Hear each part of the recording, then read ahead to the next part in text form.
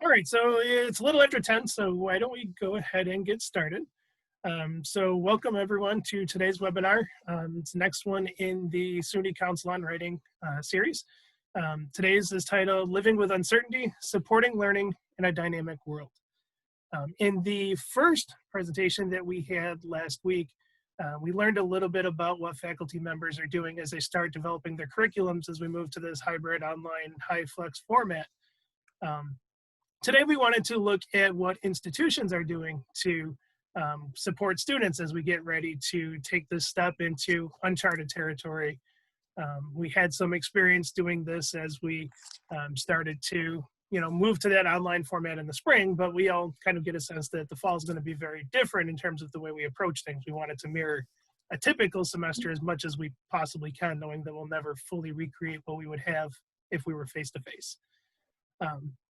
So joining me are three of my colleagues. So I thought we would start by going around and introducing ourselves. My name is Brandon Maxam. I am, until next week or so, the English department chair. After that, I'll be taking on a new role as the chair of the School of Arts and Humanities at Jefferson. So welcome you, and thank you for joining us today. So Jerry, I'll pass off to you next. Good morning, everybody. I hope everybody's doing well and that you're having the same nice sunny day where you are that we are here in Watertown. So my name's Jerilyn Fairman, and I hold the title of Associate Vice President for Liberal Arts.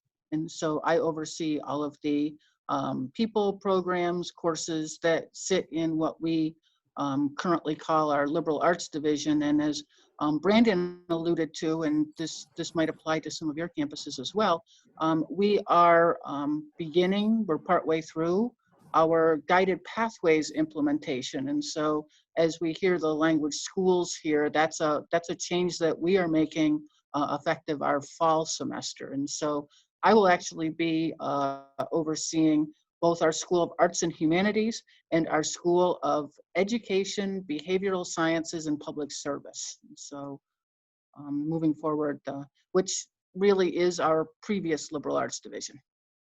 So Gabby, you want to introduce yourself? Oh, you're muted. Oopsie. So I've had a lot of in-person meetings in the last couple of days, so I'm old to Zoom.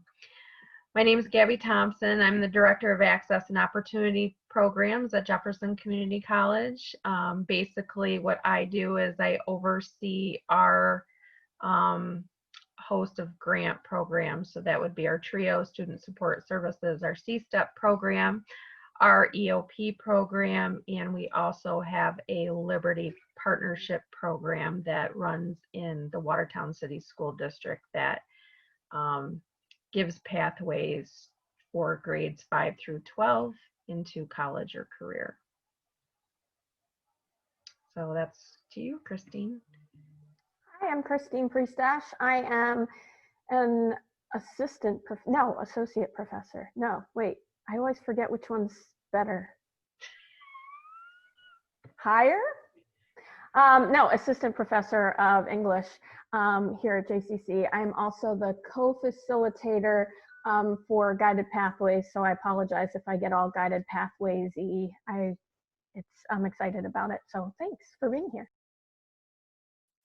All right, well, thank you everyone who decided to join me on this panel. The way we kind of thought we would run things today is kind of similar to what we did last week if you were in attendance, where we would spend the first hour or so going through some questions for the panelists to respond to. We're all going to kind of take turns sharing our responses because we do have different perspectives because of the different titles that we hold. So we wanted to kind of look at how each of these questions kind of impacts each of our roles a little bit differently. And then what we would like to do is to spend 20 minutes or so kicking it out to you guys. We'll break into smaller groups and see what kinds of support systems your campuses are building to kind of guide students through these uncertain times. So with that, why don't we go ahead and get started? So Jerry, I'm going to throw the first question to you. What is the role of an institution's mission in fostering effective student support services? So give a little context to you before I actually answer the question. Brandon and I worked closely, as did some of these other individuals on our most recent self-study, which actually now feels like a lifetime ago, you know, back when we were doing it in 2014, 2015 era. And so I was the co-chair of that particular effort, and Brandon was our editor, and we felt like we were hooked at the hip for several months as we wrote the self-study report. So for a while, I actually had a title that included assessment and accreditation. And so Brandon asked me to take this particular question. And it does appear as well that there's going to be another change. I'm going to be picking up our accreditation liaison officer role here on campus as we make some additional changes. And so these are things I always have to think of. And you know, if you have had any participation in accreditation in terms of looking at strategic planning, your mission, you know that actually those items are all very, very closely linked to each other. When you look at the middle states accreditation standards, the first one is mission, and they explicitly speak to the fact that your student support services need to be connected to your mission. There's an entire standard. There always has been a standard. There's a specific standard right now, which is standard 4, which is the support of the student experience. And so very, very closely linked to the accreditation, which links everything that we do together. At our institution, first of all, as you know, we're a community college, and so access is kind of part of the mission. We take all who come. And so by taking all who come, we really have to focus on being able to support all who come. And you know, our students here are often rural, often first generation. Try not to take any of Gabby's thunder as she's speaking to opportunity programs. We have a fairly high percentage of students who receive accommodations. We do have a residence hall, and so those students often come from not the rural areas, but will frequently come from some of the more urban areas, particularly within New York State. And so everybody comes to us, and we feel that we have to provide them with an appropriate level of support, but one that fits with what their particular needs are. And so we spend a lot of time here on campus kind of speaking to how we can support students. And it's interesting, as we worked through our most recent strategic plan, which just came into effect in the last year or so, we changed our mission.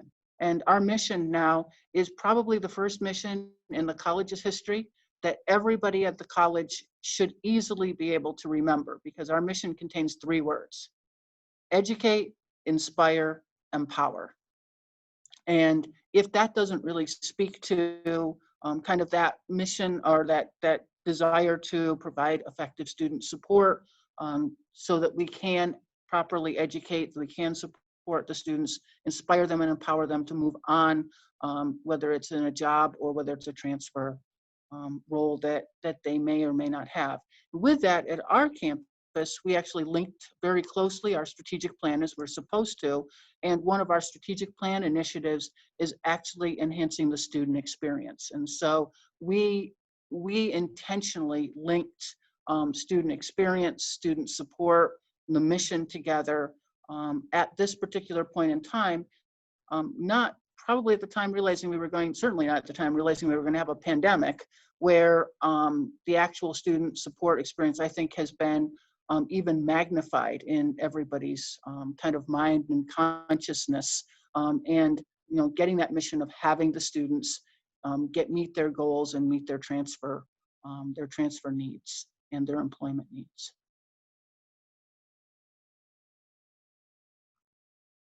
And I think another thing that kind of goes with that, when we start talking about how this works with the classroom, you know, because of many of the things you just talked about, Jerry, the fact that we have so many non-traditional students, first-time, first-gen students, you know, one of the things that we often build into our courses as educators is flexibility.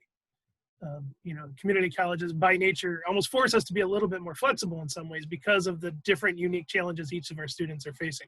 Not that it doesn't happen at 4-year schools as well, But at Jefferson, almost 40% of our students have some affiliation with Fort Drum, which in and of itself presents challenges that are unique to our school over others. So flexibility kind of becomes second nature to us, and in times of crisis like we had with this pandemic, I think that we were able to hit the ground running much quicker than maybe even some other community colleges, because we have to deal with some of these challenges. And a lot of it is just having that mindset that this is going to be different. I'm dealing with different populations every time I walk into a class.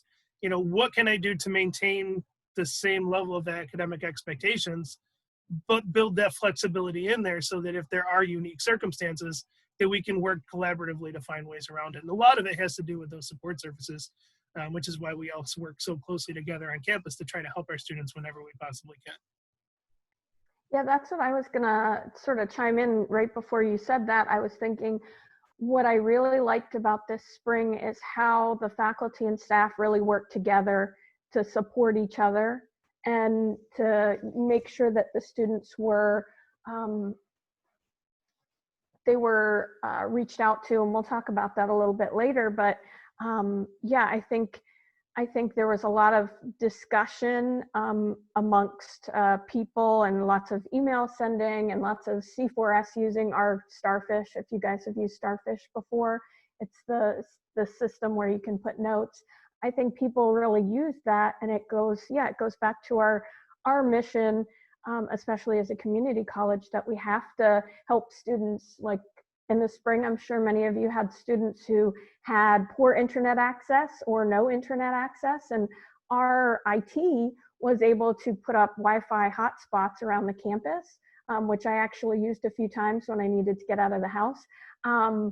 And they also did a laptop share. And I think that's just one example of the 1,000 ways that our campus, and probably all of your campuses, helped to try to get students the support they needed.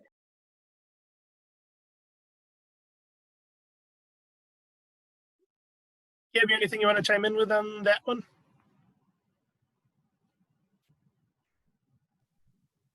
I think that a lot of this leads to later discussion, and the role of your institution, be it a four-year institution, a university center, or community college, is your home. Your students have invested time and money into your institution. And besides academics, what are you looking to get back? How are you looking to get these students, we hate using the word customer, but they've invested money, right? To buy in and make sure that they understand that you're in it more for the money. I think this time has really been an opportunity for colleges and universities to kind of show who they are and what they can be for their students.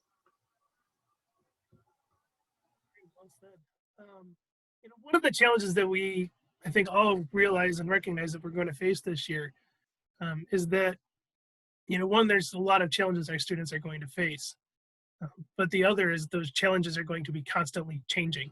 I think we all know that, even if we start out with the best of intentions in class, meeting with our students whenever we can, that may change at a moment's notice. And we always kind of have to have, preparation for that in the back of our mind. And, the big story right now all across the news in New York State is, what are we doing with K through 12 students? If you have non-traditional students that have kids, this is a big concern for them. How do they find childcare? How do they, prepare? And it's not just prepare for what they're going to face on that first day of school, but what's going to happen 3 weeks later if suddenly everyone has to quarantine or things like that. So with that, I want to lead into the next question.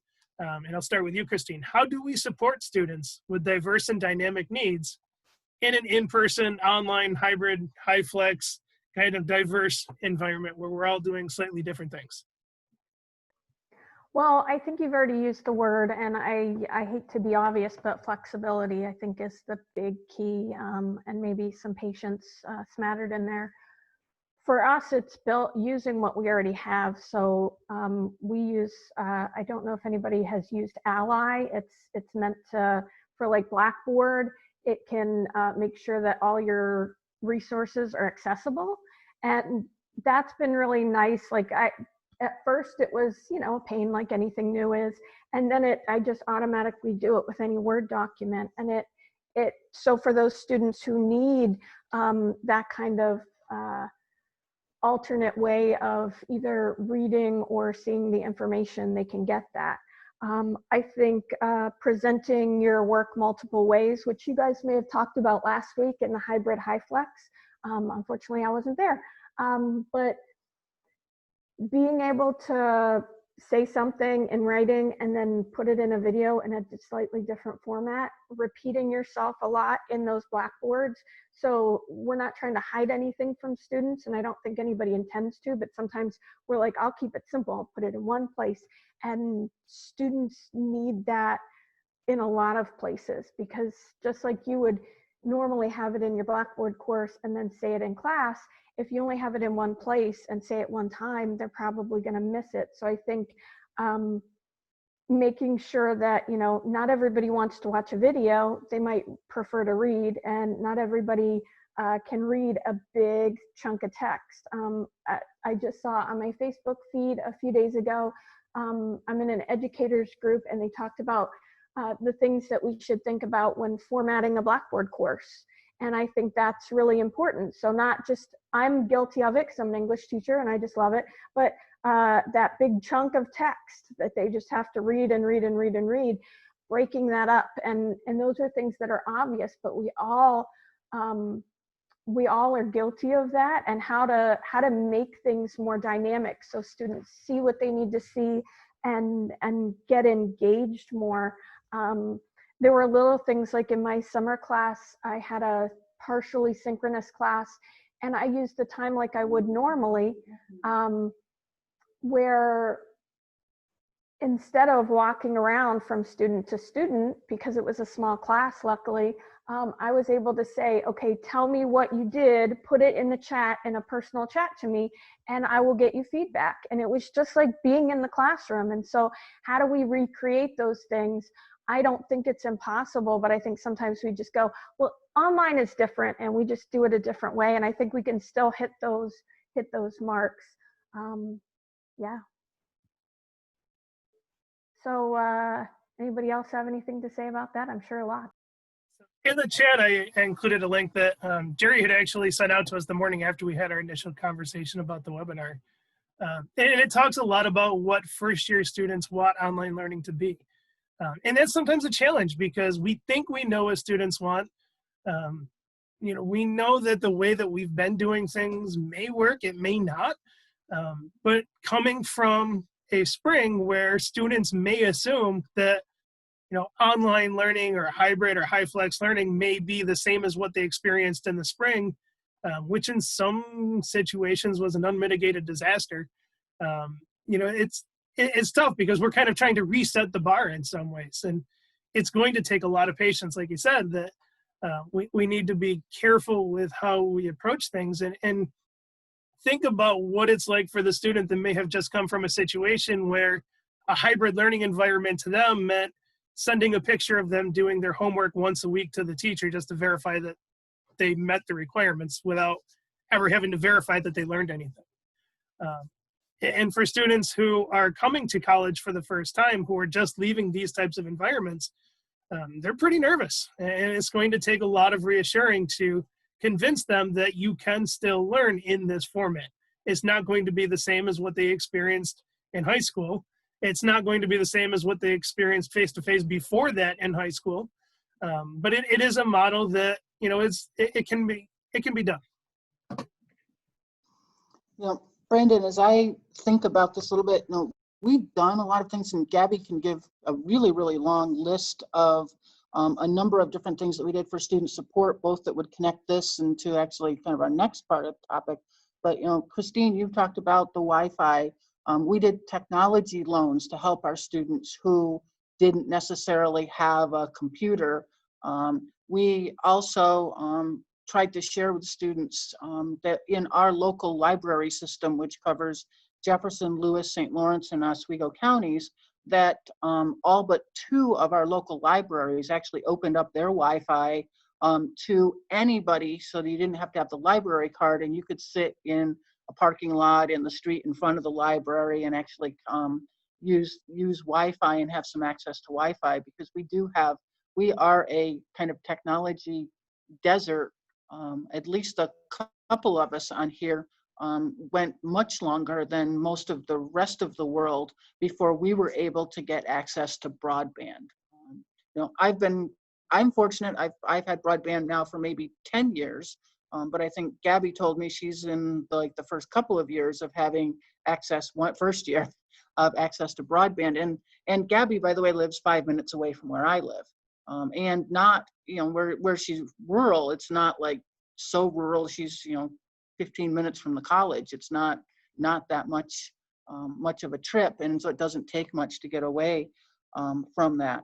As you talk though, and talk about kind of supporting students and things that we've done, we just recently, and if your colleges haven't done it, I think it's a really interesting exercise that we're using to do some of our planning. We actually just recently asked all of our full-time faculty, what's their preference in terms of presence on campus, meeting office hours, advising, and there were some really great ideas that came out of that. And I think I've seen a change over the last 6 months in terms of how faculty want to support and want to connect students, in that, virtually every single person said office hours, synchronous online. And when we go back to the regular classroom campus-based, that many of our faculty think that they want to continue that as an option, because they're actually seeing, and some of the summer faculty have indicated this, they're seeing students participate more in office hours because they're virtual and they don't have to actually physically come to the faculty member's office. And so they can be at home, they're home with the kids and so on and so forth. And so I think some of those technology things that we've taken on probably will never go away, and maybe shouldn't go away. And so that was one that really struck me. Several of our faculty, probably more than half of our faculty now are using our learning management system and have set up a Blackboard, we use Blackboard on our campus, site for advising. And so they're loading materials in for advising, loading documents in for advising, and scheduling appointments and meetings for that. And so I think there's some things, and they're saying that students really seem to be preferring that. And so along with that, we continued, we're one of the schools that decided not to scrap our student evaluation system for the spring semester. We decided to use it kindly with faculty, to not use it as a punitive tool, but to maybe get some feedback. And I know I've spoken to some of the faculty. I oversee the development and the setup of our student evaluation system that used some of that. And we also surveyed our students to find out what it is that they liked or didn't like. And so as we're making some of our decisions, we're using some of that information as well. So there's a whole lot of things that we're doing in terms of the that hybrid high flex. One thing we did do, popular or unpopular, depends on who you ask. We were one of the first schools, I think, one of the first institutions to decide we were going to be, in essence, 100% online for the fall. We were looked at a little bit strangely. Even our college president was like, this makes me a little uncomfortable.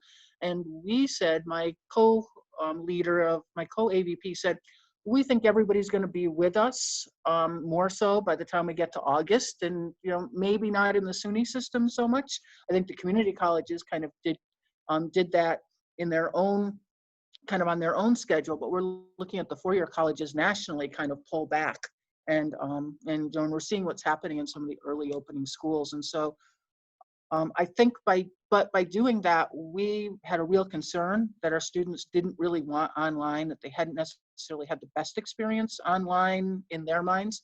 And so we required all of our face-to-face classes to actually go to at least 50% of a live online component. Educationally, you look at some of the research, maybe that's not the best thing, but we thought it might comfort our students that they knew that they were going to be seeing their faculty members in a live online, and it might help that transition so that they weren't necessarily going to a complete asynchronous situation. So Gabby, I hopefully didn't take something that you would want to talk about in terms of opportunity programs. So. All right, go ahead. Not at all. There's so much to talk about. So, I mean, I could host a 3-hour series just on best practices. You know, back to what Jerry mentioned about the survey asking faculty members how they would best like to provide their services, both teaching and office hours and advising, being as flexible as possible and understanding that your students are not just students, right? So they're their mothers, their fathers, their sisters, their brothers, their children, caretakers. You know, many of them are working or not working due to the pandemic. Some people are working more. You know, we know of situations in which employers cannot get employees to come back. So those employees that are working are tasked with more. A side example, my son is 18 years old, just graduated from high school, and he's been working since, you know, March. He had the job long before that, works at a local pizza franchise, and they initially had to lay off people, and they could not get people to come back to work. My son is working 50 hours a week as an 18-year-old because they can't get anybody else. And so his plans are to begin attending college in a few weeks. And, you know, as his mom, the educator, I'm telling him, you can't go to school full-time and work full-time and be successful, because the math doesn't add up with the number of hours in the week. And but he's like, Mom, they need me, and I'm, you know, I feel like I have to be there. So there's this push and pull. And I was very nervous for him beginning his college career in this virtual way, right? This is not how we all began college. We all had that experience where we got to sit in large lecture halls or, you know, meet new people. You know, how much is college about that social aspect? How important is that social aspect for college? You know, personally, I feel that it's very important for our students to feel connected and a sense of belonging, and I'll talk about that a little further in a few minutes. But understand that the more flexible that you can be as an instructor, the better off you will, you know, the better chance you have of being able to connect with each student in your class, because they're not all the same. Just like they're not all the same when you're in face-to-face learning mode. And I think if it's not unreasonable, you know, think about those obligations. I know that we have integrity to uphold and academic standards and all of that. But think about your life for a minute outside of your faculty position, and think about how many things you have had to flex in your lifestyle to cope with this new world as a human. And remember that those are human beings sitting in your classroom. And you also are a human being. And taking care of them as a human being first will then ensure that they'll be able to connect with you and learn and grow. And I'll talk a little bit more about that when we move on to the next question. Yeah, and I'm actually gonna lead off with you on that one, Gabby. You know, one of the things that's become a concern nationwide is student well-being. You know, we know that the challenges the students are facing are greater than ever. We know that this is not an ideal situation, and we know that, you know, though it's not our explicit duty, that, there's a certain component of our job to make sure our students are okay. Mental health is a big issue in this country. And it's something that we deal with a lot on college campuses. So, what do we do to deal with, student well-being in these changing formats?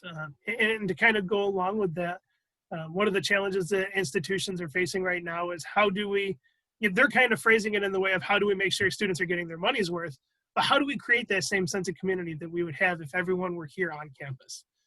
So Gabby, I know with all the programs you lead, you have a lot of experience in this, so I was hoping you could talk a little bit about some of the things we're doing to address well-being and the sense of community.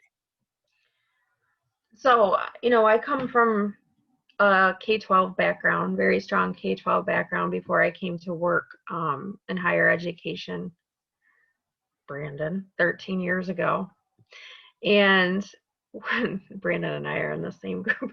So I always, I live in that mindset because I have a lot of roles in our local school district, and I'm a former high school history teacher, and I think about adolescents coming to college, even though the majority of the students that I serve are classified as adult learners, which, at the end of the day, they have different challenges and needs, but they're still students. They're all coming to your institution expecting you to provide them with, advancements for a career or life.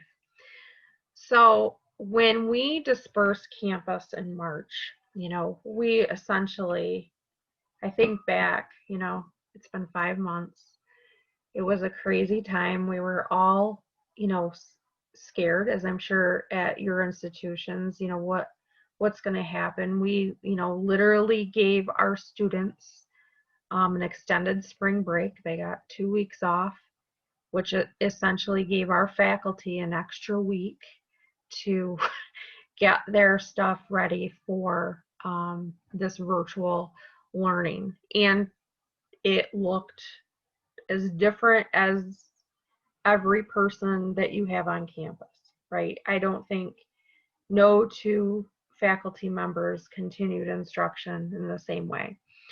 I adjunct online. So for me, I was like, cool, I don't have to do anything.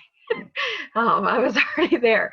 So I was first worried about my colleagues, because I could see the fear in their eyes. I was worried about my programs, both that exist on our college campus and exist, in our local school district, because schools at the same time literally made a decision, as on a Sunday afternoon to close down the next day. And then we live through that 2 weeks at a time, 2 weeks at a time, 2 weeks at a time. And it was chaos. So we were scared as a country, as a state. Our governor was giving daily briefings, if not multiple daily briefings, and we were all glued to that. So, our administrators at our college are glued to those, so then they can make the next decision going forward. So everybody seemed to scatter, right? Go to their homes. And my area was like, okay, we know what we're going to do for our opportunity program. So we've got another 15 to 1,800 students at this college that we have to rein back in. What are we going to do? So before we were even sent home as a staff, as a campus working body, a small team of us sat down and said, okay, what if we assigned every single student that is enrolled in our college right now, spring 2020, to a person, so that we'll just get volunteers for now. We're not going to ask anybody. We'll put out the call for volunteers, and it didn't matter what their role was on campus. Secretaries, our vice president for academic affairs jumped in, random, whoever was willing take anywhere from 5 to 10 students and call them weekly, not about their academics. When you call them, and we made a training manual and OneNote, and we had a different script every week. So we decided, so that it was like midterm times, we had about 7 or 8 weeks left of calls that we could make contact with these students. And the assignment each week was not to talk to them about academics unless they brought it up. Call and find out how they are doing. Is everybody in their household healthy? Are they safe? Are they warm? Do they have money? Do they have food? Have they talked to their family that may be in another place? We had students in Res Hall that a large population are from New York City that couldn't go home or didn't want to go home because at that time, the numbers of COVID were, ballooning. So it wasn't a safe place for them to go home. Their parents didn't want them to come home. Campus dining services shut down. Res Hall students would be taken care of for that food. But what about our commuter students that had meal plans purchased that were relying on our dining services for food that no longer have access to food? All of these things running through our heads. So the first thing we implemented was the well care call team, and that's what we called it. We had about 40 individuals who had the assignment of calling students weekly. Again, not about academics, but just how are you? Do you have internet? Do you have a laptop? And then, as Christine mentioned earlier, we use Hobson's Starfish program, which on our campus we call it Connect for Success, but I know that SUNY-wide this is being implemented in many campuses. But we use that to create flags in the students. So anybody who worked on campus, instructors, administrators, whomever, could go in and see that student had a well care call and they said that they didn't have a place to live, or they said that they didn't have a dedicated place to tune into their classes, or they said they didn't have a laptop or computer access to be able to complete their assignments, or they said that their instructor doesn't have internet access and is able to communicate on anything other than via email. I mean, the results of these calls were eye-opening. So we focused on, okay, let's take care of the students that don't have internet service or technology. So our IT department deployed what Jerry had mentioned before. We had hotspots. They could come sign out laptops and sit in the parking lot. Yes, it was March, April, and the weather wasn't great, but it worked. Students were utilizing it. There were cases where, our opportunity programs, thankfully, EOP being one of them, C-STEP being one of them, released funds. So we purchased laptops and put them in the mail to students, preloaded with their programs that they needed, with instructions. IT was great. Instructions on how to connect to, all of the stuff that they needed. Luckily, those programs allowed us to do that. Which brings me to the food insecurity issue, which hit our area majorly. So we were already in the process of kind of developing a larger food pantry in our system. A colleague in the Human Services Department and myself and Jerry were kind of launching that. And so we began in April a drive-up food distribution in our faculty staff parking lot. So we made pre-made bags. We sent it out to the campus community, and it could be anybody that worked at the college, anybody that attended the college. We didn't discriminate. And they would sign up. We give them a time slot. These were Saturdays, and they would come up and get a bag of food, no questions asked. Depending on household size, sometimes they got 3 bags of food, no questions asked. In addition to that, we had so many students with transportation issues that we had a team of people that if they put in a request for access to the food pantry, we would send out a preference sheet, kind of, choose your own, which is the way food pantries are going, and we would deliver these bags of food to our students who lived in the local area. Again, we had still students living in the res hall, so weekly we made sure that bags of hygiene products and whatnot were going to the res hall. That then in turn to the Food Bank of Central New York, reaching out to us, and we haven't had to tap into our campus food pantry in months because we are now the host site for at least a monthly large, I'm talking 1,000 people or more, food distribution hosted by the Food Pantry of Central New York. We have one on Tuesday hosted by American Dairy Association Northeast. And these are all open to our community members. So our community members are now starting to see that their local community college is the place where they can go to be taken care of community wide. So that's been huge. And removing barriers to access to that food has been our #1 goal. We have an email address, foodpantry@sunyjefferson.edu. That email goes to myself and somebody else. It's completely confidential. And if they ask, they get it. We'll find a way. Our security department will deliver. If they want to come pick up on campus, somebody will meet them in the parking lot. And we've been lucky because we've partnered with our foundation, and now we have, money flowing in. We've been fortunate in the respect that we have outside agencies that we've partnered with, so we haven't had to use any of our financial resources to distribute that food. So that stuff's existing in your community. If, I know that a lot of colleges are doing this, but something to think about. The other thing we're also planning, not just for opportunity programs, but in a couple weeks, we're hoping to launch a school supply drive. Same idea. Students drive up to the parking lot. We throw a bag of school supplies in their car. See you later, with some information to include a planner, and stuff about services on campus that they can access online. We're trying to arrange that now.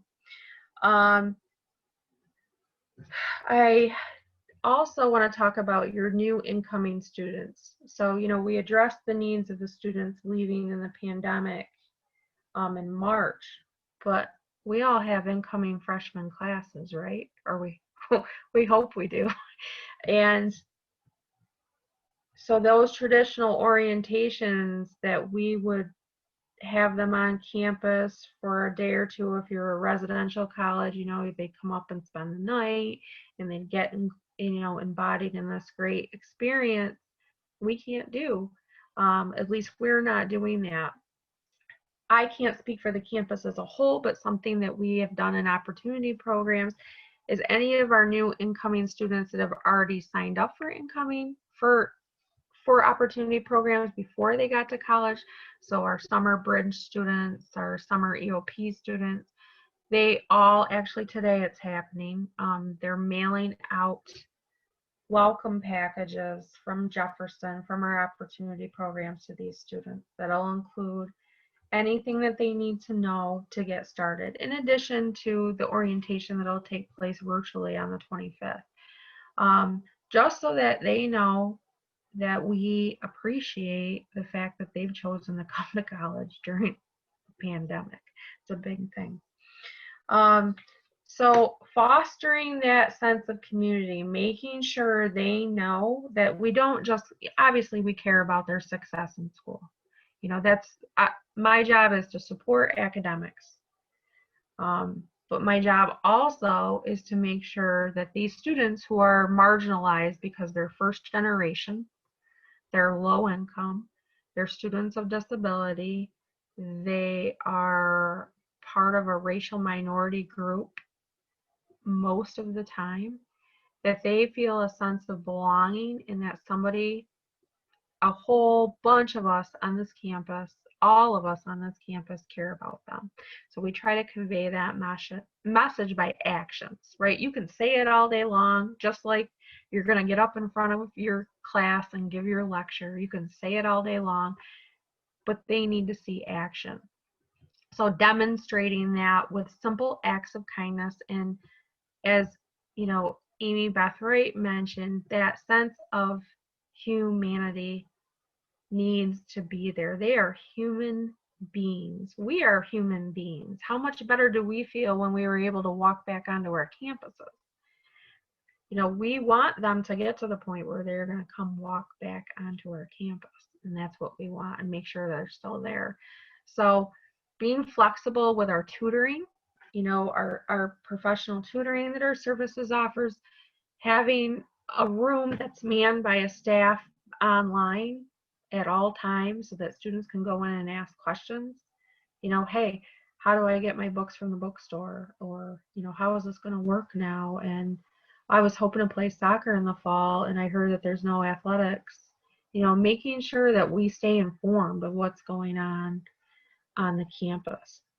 I think another thing that's important for your institution to do is your student government association and your activity, you know, your clubs and your activities.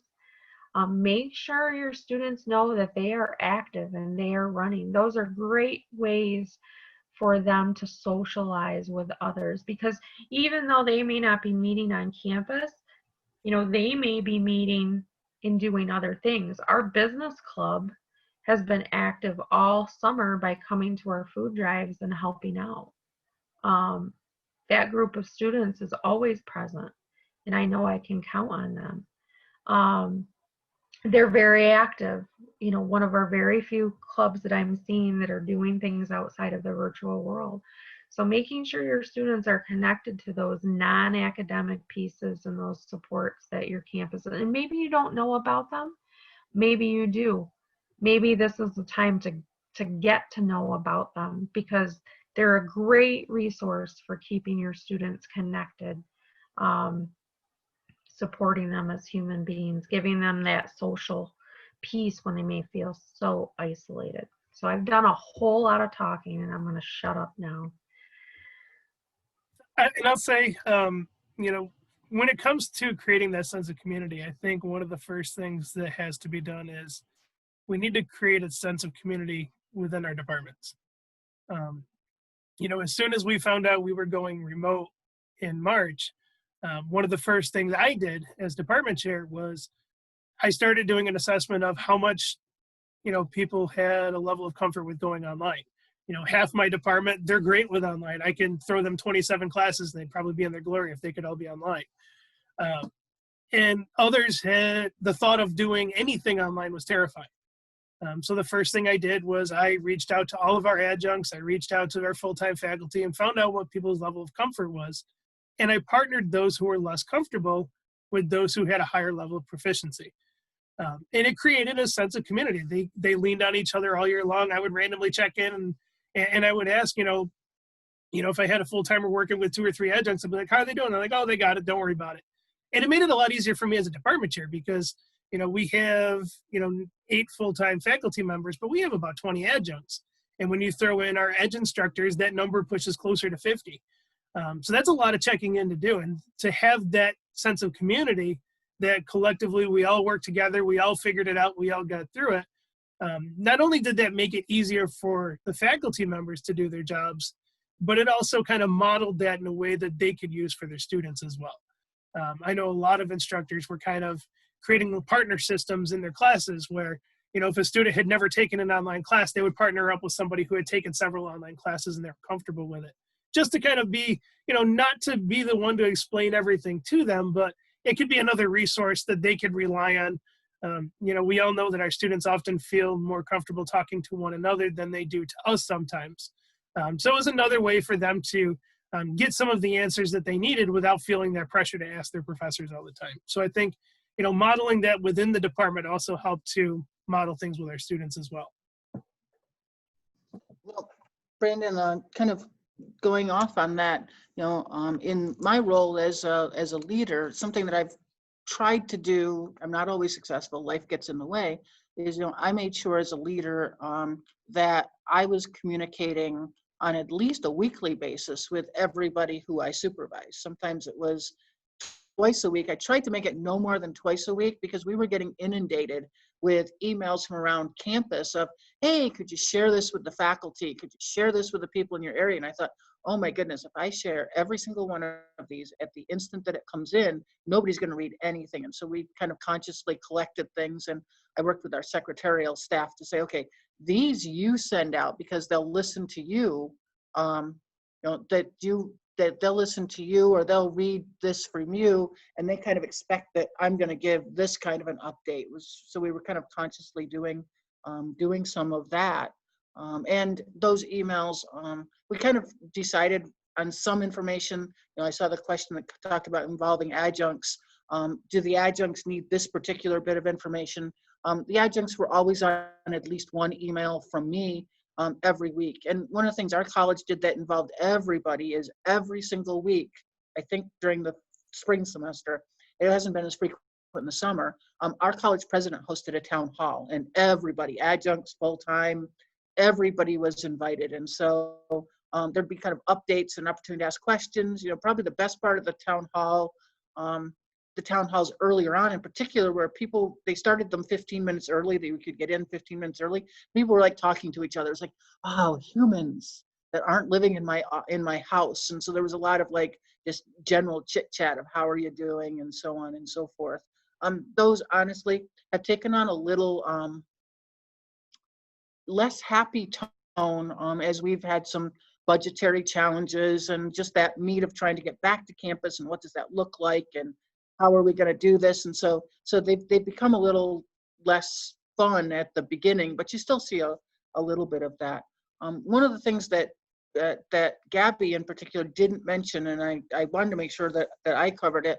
One of the challenges, if you read a lot of the higher ed articles, in even the articles that are not just related to higher ed, are the mental health challenges that students and humans in particular are having. And we, there's times where things happen. Our food pantry happened at expansion at kind of just the right time with the pandemic, if you can have it just the right time and a pandemic in the same sentence. But we also started partnering with, we were finding that we couldn't meet the needs of our students using a single nurse on campus and a single counselor, person with a counseling title. A lot of people on the campus were doing counseling, and so I don't want to minimize that they were doing that. And so we actually have partnered so that on our campus, we have what's called the North Country Family Health System. So that's actually a group, it used to be the North Country Children's Clinic, that provides medical services, mental health services. I won't get all of them, but they actually physically occupy a space on our campus now. And so a student or an employee who needs immediate health, mental health, we're able to actually link them to that particular office with the same day appointment at this particular point in time. And our mental health, our counselor who was working, was operating many, many days out in trying to get assistance to students, and then crisis managing in between. And so I think that's been, having that particular partnership with an external group, I think is going to help us out even more in the fall semester. And so that's, I really kind of think of that as a kind of another bright spot that we have. They're relatively new on campus. We had plans to get them on campus and working much sooner than it actually happened, largely because in order to open, they had to get the green light from the Department of Health. And if you've ever tried to get the green light from the Department of Health, it's a lot of hoops to jump through and a lot of changes. We had to retrofit some things in the building.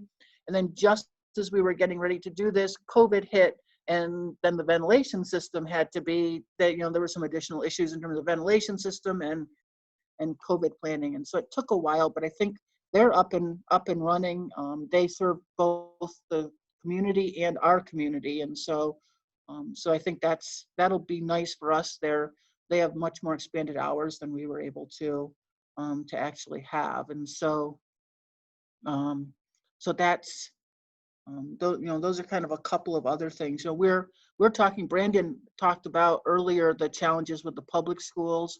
I learned earlier in the week that it appears that our childcare facility, which shut down when everything else shut down, is going to be open. And so hopefully we'll have some opportunities for both our students to have some childcare, and that's typically a lower age, the younger students, but also our employees. And there may be more of an opportunity, I would think, for employees because there might be some availability since our classes are largely remote.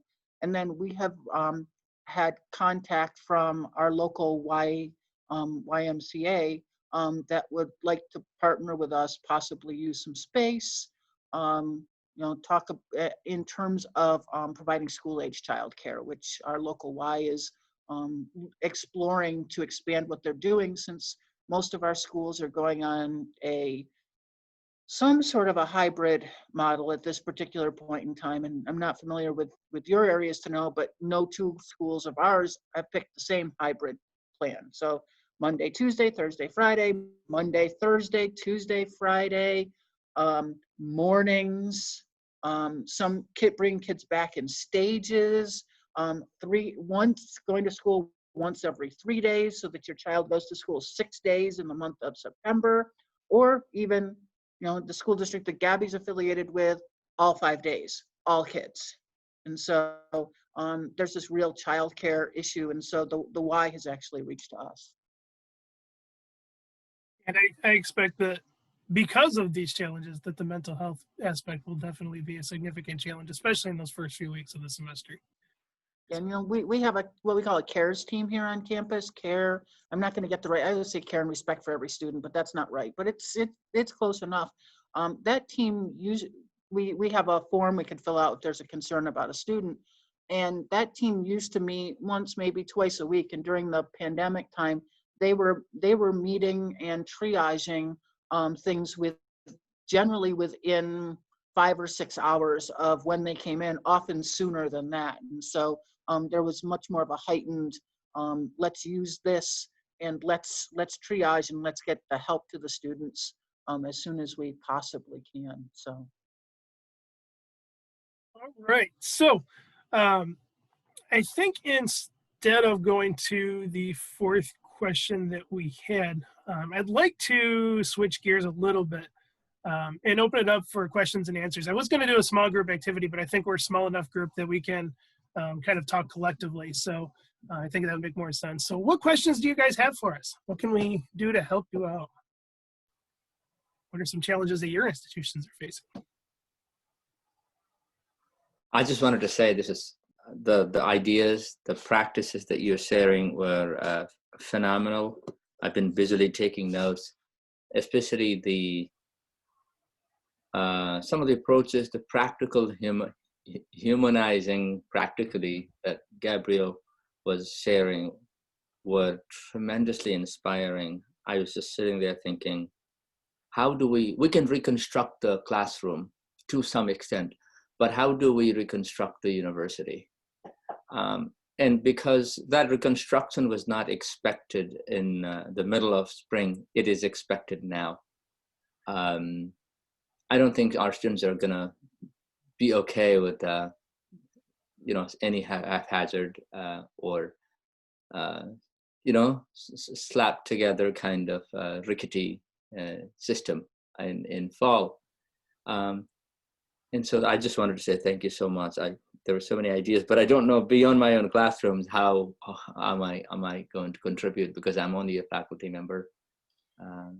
But starting in your classroom, that's all you need to do, because your student is going to talk to another student, and that's going to go to another faculty member, and that's going to go to another faculty member. I mean, don't discount what you do in your classroom to humanize your approach as it just being a little thing, because if a student only has one person at your institution to connect with, and that person is you, or that he or she trusts you the most, then you may have saved that student from dropping out of school. You may have given the student a university, right? Correct. right? All it takes is, you know, it takes very little. Think about when you interact with other humans during the day. Like right now, going to the store for me isn't. I'm you know, not worried necessarily about contracting COVID. I don't want to deal with people, you know, at the store, because the lack of humanity that I'm finding is atrocious to me. Sometimes, but Oh, I was then, reading about how they treat the store workers. oh yeah, That is the most painful part. correct. Having been a cashier, having been a waitress, having been a bartender, all of these things that you're hearing, um but I do go out in public and then have something really great happen, and I'm reminded that, okay, we're we're all humans. We're all going through the same thing, and that person just may be frustrated with the situation, and I don't know how their day has gone, and let's just bring it back to just being simple and kind. It costs nothing out of us to do that. Um, and your students will respond to that. I really honestly believe that. I saw one of my students that is connected to my programs who basically spent the last 2 years sitting outside of my office in the computer lab to do all of her work, all of it. And she's jointly registered now with a 4-year institution, completing her bachelor's degree, but still cross-registered at our community college. And I hadn't seen her, you know, physically since March. And I ran out to the store the other day, and she was in the store, and she saw me. Of course, we both have our masks on, and she just started crying, and she's like, I can't hug you. I can't, but you've done, you know, you've made sure that we had you know, not me. And I said that to her. This wasn't me. This was everybody. She's like, but you don't understand. She goes, I thought I was going to have to drop out of college, and I didn't. And I'm going to come back in the fall, and I hate it that it's all virtual and it sucks, and I don't want to do it this way. I said, we don't want to do it this way. You know, understand that we want our students back too. And she's like, I'm so glad I saw you. And then, you know, we got a follow-up email the other day. I'm going to take one more credit because I now seeing you, I know that I'm still going to be able to be with you virtually. And I was like, I'll be online all day long. You want to come into that room and listen to me ramble about the tasks I have to do, go ahead. If that gives her some sense of this is how it regular was. I could hear Gabby on the phone yelling at her kid to do his homework, or, you know, whatever was going on. So, you know, bring that sense of normalcy. And as soon as they understand that you're struggling too, you know, that aligns you for sure. So please don't minimize and say, I can't do anything beyond just my classroom, because your classroom, that's enough. That's absolutely enough. That's all we're asking. And if everybody does that, you know, it'll still be a great place for your students to learn. And I don't want to diminish, you know, other disciplines. I feel like in English, we are the groups that create the most community. I have students who will say, you are the teacher that knew me most, and I'm always shocked by it. And so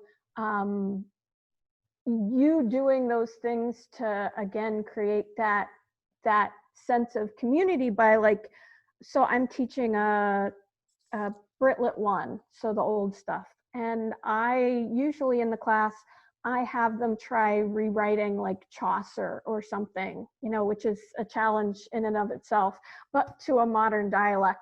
And oh man, it's fun because when you get them to engage and have fun with something and to distract from all this, anything you can do. Like, I like to bring out my personality. I put memes in my announcements.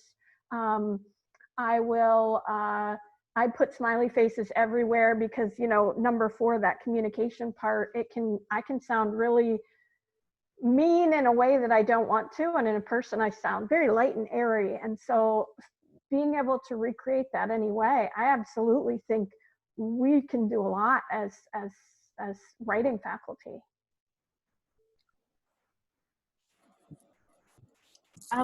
One thing that occurred to me was I give a student questionnaire or survey often at the beginning of the semester, and like to get to know students, you know, in writing. And I wondered if there would be sort of questions that felt safe enough for someone to share, you know, in terms of access or other sorts of needs that could be included on that questionnaire. Like if you have suggested framing, or just to ask directly, you know, in terms of some of the needs Gabby had been talking about before.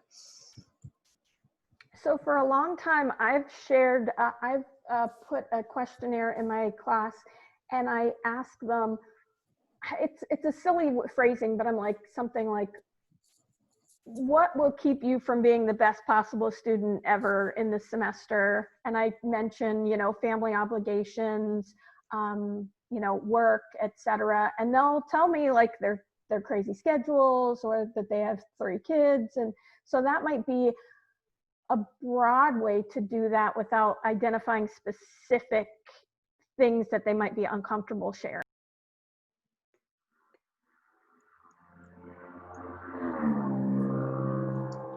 Thanks. We ask our students if they have a specific place where they live, where they can dedicate to school, so that they have a corner of their apartment or their house that is strictly set up for learning, without distractions. That'll tell you a lot, because then they may say, well, I have to share, there's 2 of us in this household attending school, or my mom is working from home and I'm also taking virtual classes and we only have 1 computer. Or I have a computer, but it doesn't have a camera on it. So therefore, you're not going to see my face in a synchronous learning environment. And I've read a lot about, and this kind of goes off the topic, but I've read a lot and sat in on quite a bit about this synchronous piece of learning, about the pros and cons of your student's camera being on, if they have one. Right? Like, you're in my office. This is also my daughter's homeschool or craziness behind me. I don't mind sharing that. But you may have a student that doesn't know how to change their background and doesn't want you to see where they live or what's going on behind them. Maybe they don't want you to see them. You know, maybe they're most comfortable without the camera being on. I know that when we were sitting in those town halls that Jerry mentioned that our campus would have early on, I wasn't turning my camera on, and I was so fearful of my camera turning on that I stuck a Post-it note up over my camera so it wouldn't accidentally turn on me, you know. And those of you that know me know that I'm not terribly shy, but I couldn't handle the idea of the entire campus seeing me with COVID hair and no sleep and, you know, all of that going on. So I think, you know, that could open up a whole bunch of things that may tell you a little bit more about the student.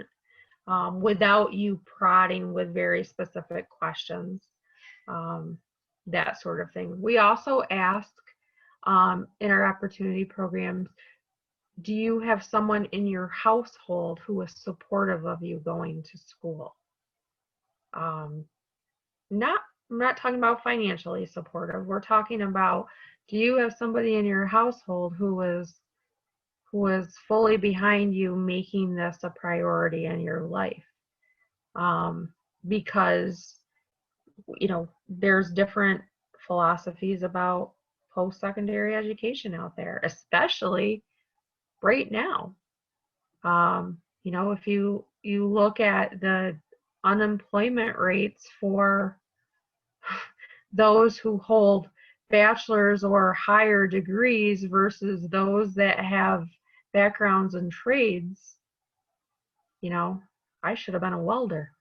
And those are, you know, they're valid concerns, and they may come from a household where that student going to college isn't valued as much as it is in your household. So I think that support piece, or they could say, I don't because I live alone, or I live with 3 other people and we're all going to college. Oh, well, that tells you a whole lot that you've got an apartment with 4 18-year-olds living out on their own for the first time. That'll clue you in as to why that 8 a.m. class may not work for that particular student. So, you know, kind of that. Can I ask another quick question of any panelist? This is something that I'm grappling with right now. I think it was Christine who talked about flexibility, and I absolutely agree that there's need for flexibility and accommodation, and that I talked about last week myself.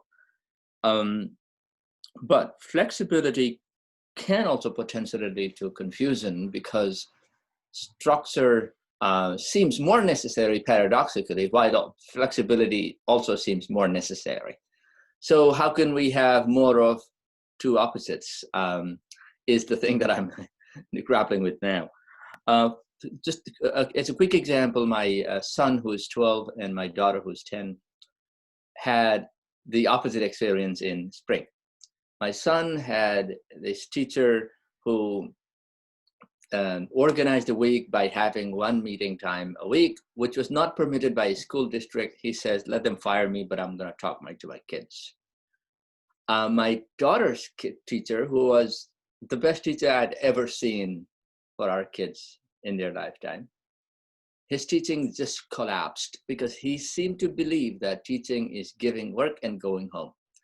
I mean, how can he let students basically teach themselves when they're just 10 and don't know what to do? And so my daughter had somehow decided, poor girl, decided not to tell us how much homework was past due. And she was like, I'm on it, I'm okay, right? So after like a few weeks, we were finding out there are like 30 items a week. And she just said, oh, I thought you don't have to do all of that. On Fridays, 20 items were due. On other days, like 5. So she would do the 5, and she would just assume, or whatever it is, fear, afraid, give up. And so from the 2 contrasts, what I learned was be there, and don't just let students teach themselves, because online doesn't mean giving work. If anything, I did the opposite myself in spring. I gave less work, and I allowed students to do work within the 90-minute meeting. So I call it onloading versus offloading.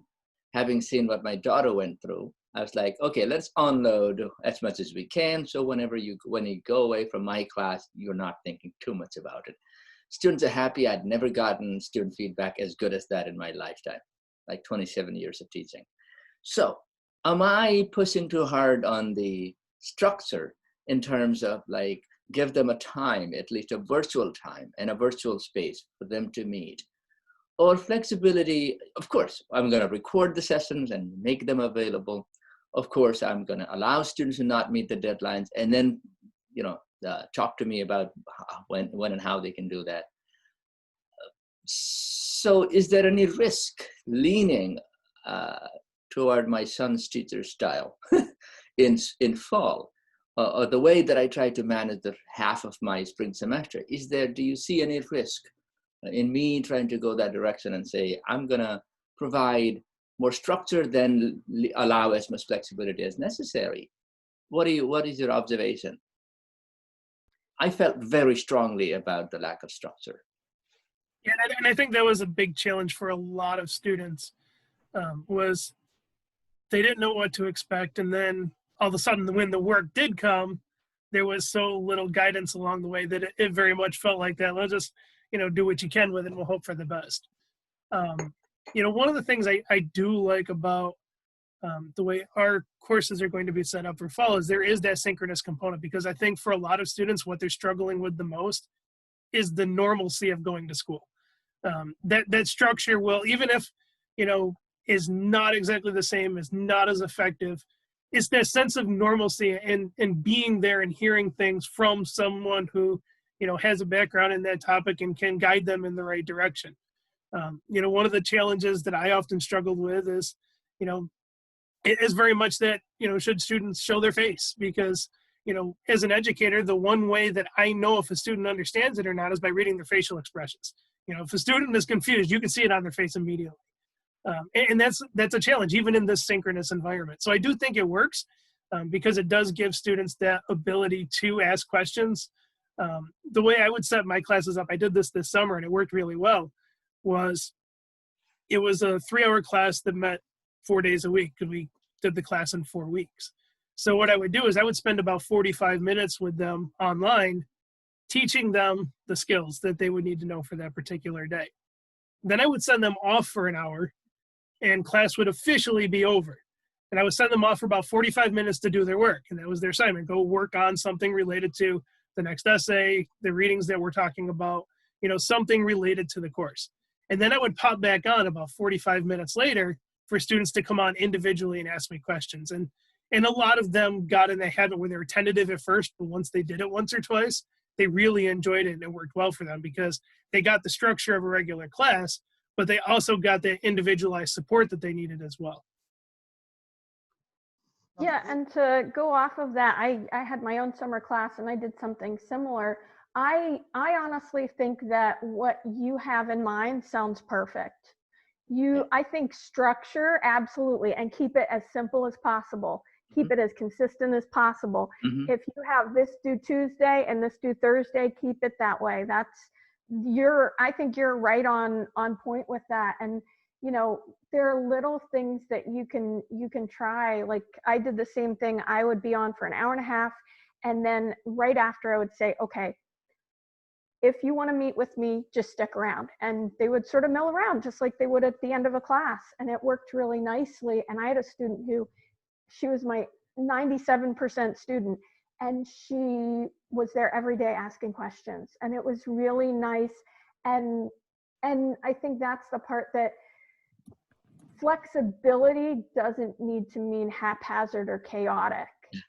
And that's the thing, like if you just give them options, so you might say, I have an official office hour, but if you need to meet with me at any time, we can schedule an alternate meeting. I mean, most of us have probably always done that because not all students can meet during our office hours. They might have classes or something. So it sounds like I think, your spring semester has proven you have the right path. Absolutely. Thank you.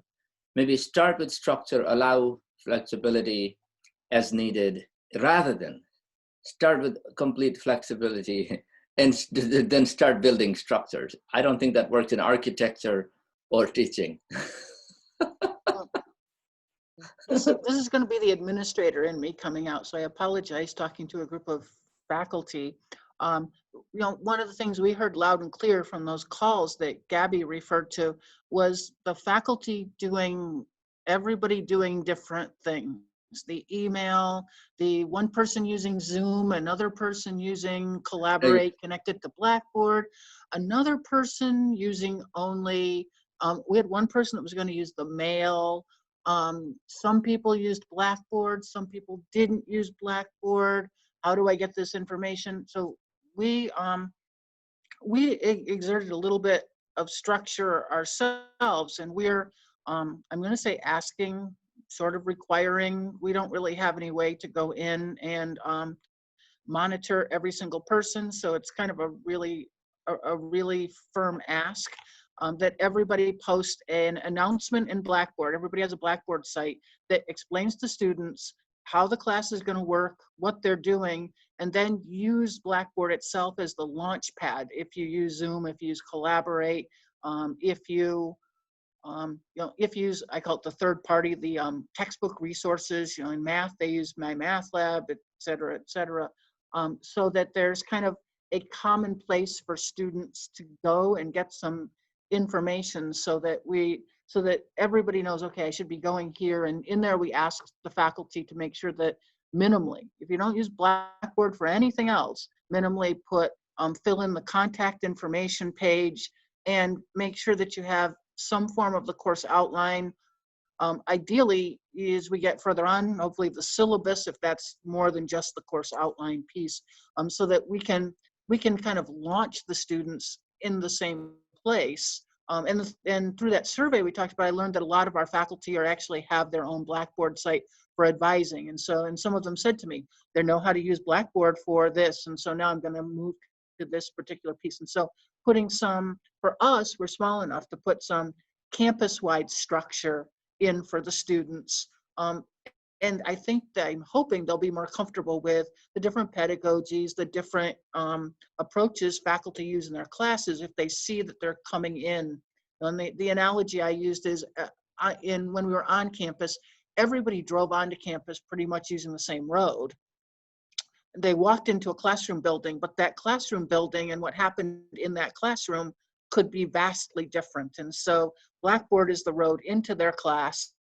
And then hopefully they can develop that comfort level with the faculty member so that those classes can still have that special look that each faculty member wants. I wish in my big giant Stony Brook campus that were true. I'm in the curriculum committee and we encounter these crazy syllabi with all kinds of things. And they remind me, again, my daughter's 4th grade class where, you know, the teachers did not use one single platform.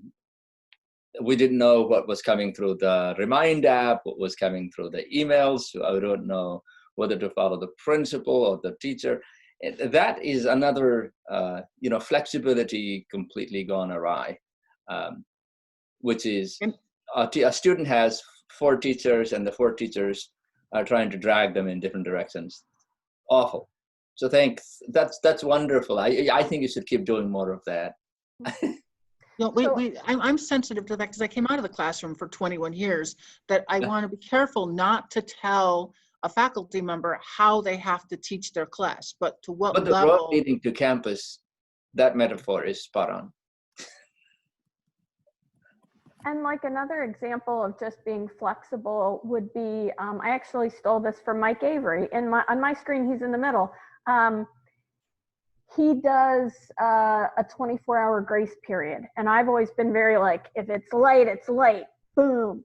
And I very rarely give extensions, and but this semester I'm gonna be much more easygoing and offer at least one extension and give that 24-hour grace period where they don't lose points if they turn it in late. And I think, you know, I have a clear deadline, but they know that they can still turn it in if they need to within that 24 hours.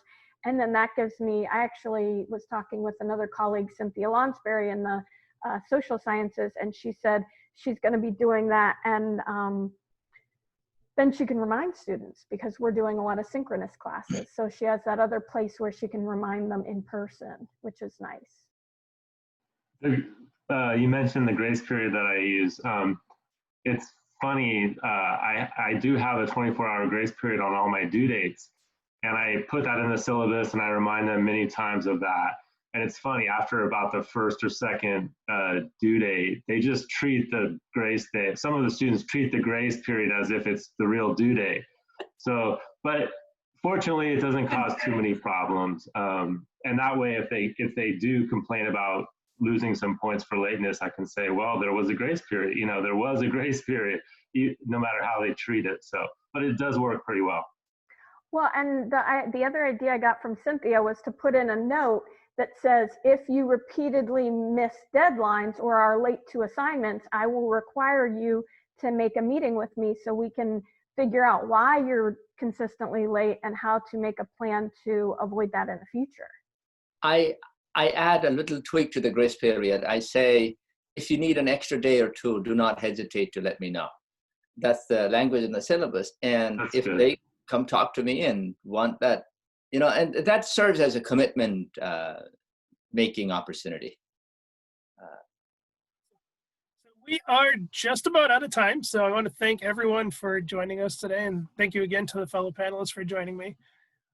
As a reminder, this is just the second webinar in the series put on by the SUNY Council on Writing. We are working on coming up with several more Probably might take a hiatus for a couple weeks until we get back into the swing of things with the semester, but we are working on some more for September. So stay tuned, keep an eye out for the emails, and good to see you all. Thank you again. Thank you very much.